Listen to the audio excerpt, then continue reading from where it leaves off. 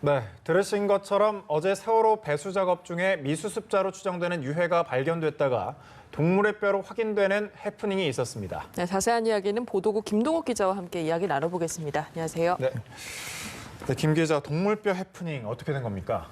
네, 해양수산부는 어제 오전 11시 25분쯤 미수습자로 추정되는 유해가 발견됐다고 밝혔는데요. 결과부터 말씀드리자면 동물뼈로 확인이 됐습니다. 예. 어제 선체의 바닷물을 빼는 배수 작업을 하는 과정에서 유골이 발견이 됐는데요. 이 유골은 국립과학수사연구원이 현장으로 급파돼 현장 검증을 한 결과 발견된 유골은 7점이고 모두 동물뼈로 확인이 됐습니다. 국가수 관계자와 미수습자 가족 6명이 이날 저녁 해경 경비정을 타고 반잠수식 선박에 올라 유골을 확인했습니다. 예. 사람의 유골과 동물의 뼈는 확연히 다르기 때문에 국가수 전문가는 유골이 확인된 지 얼마 되지 않아 동물 뼈라고 판단했습니다.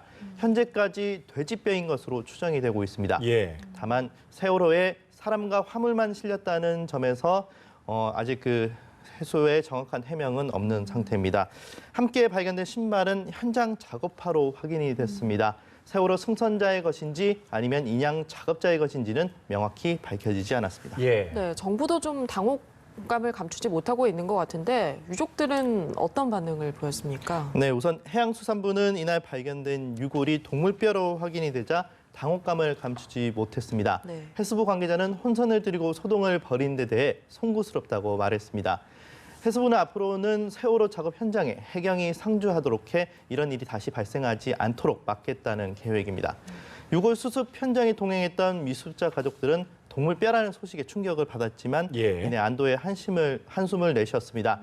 유골 조각이 세월호 밖에서 발견됐다는 소식에 그렇다면 또 이 시신들이 또 빠져나갈 구멍이 있는 거 아니겠냐 이런 점에서 우려가 커졌었는데요. 그렇지만 이번에 발견이 해프닝으로 끝나면서 다행히 온전한 상태로 미수습자들을 발견할 수 있다는 희망도 커진 셈입니다. 네, 앞으로도 이제 미수습자의 시신들을 좀 수색도 하고 확인도 됐으면 좋겠는데 안타깝지만 3년 동안 바닷속에 있지 않았습니까? 이게 어떻게 좀 식별이 가능할까요?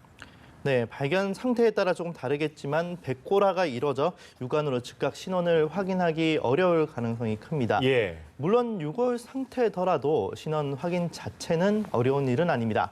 국가수는 우선 뼈 조각이 있으면 DNA 분석을 통해 충분히 신원 확인이 가능하다는 입장입니다. 옷가지나 유류품 등에도 피부 조직이 남아있으면 역시 DNA 분석이 가능합니다. 예. 또 치과 진료를 받은 기록이 있다면 치아 엑스선 촬영 사진 등을 토대로 치아 구조를 대조할 수도 있고요.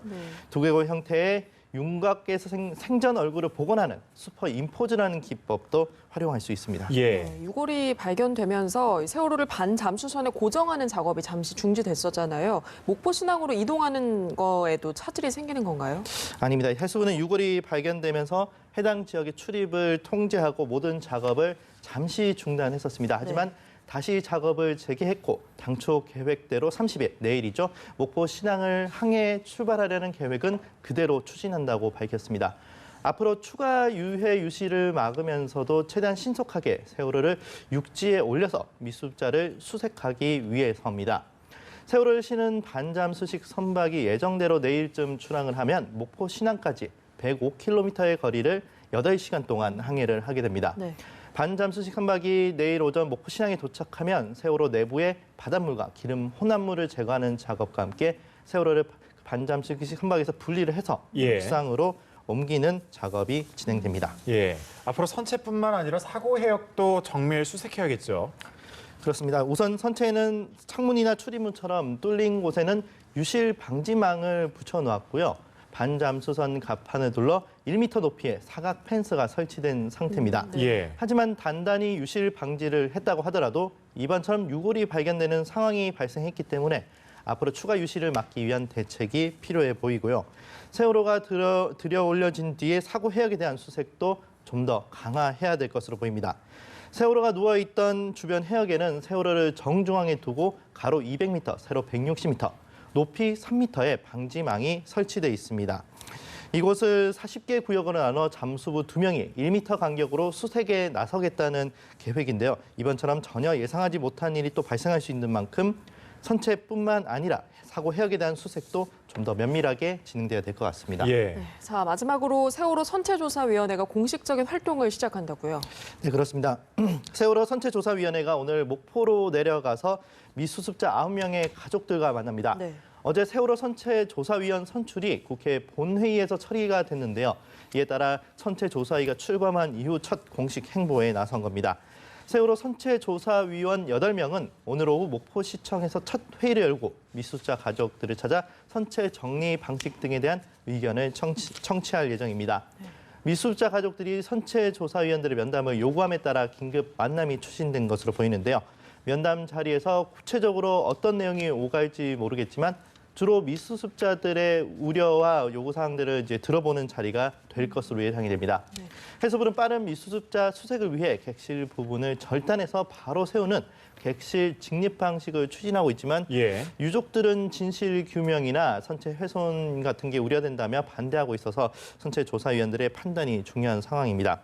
세월호 선체조사위원회는 베일에 쌓인 사고 원인을 명확하게 밝혀내고 미수습자 9명에 대한 수습에 주력하겠다고 밝혔습니다. 예. 관계 기관들이 좀 힘을 합쳐서 빨리 가족의 품으로 좀 돌아갔으면 하는 바람입니다. 지금까지 경제부 김동욱 기자였습니다. 고맙습니다.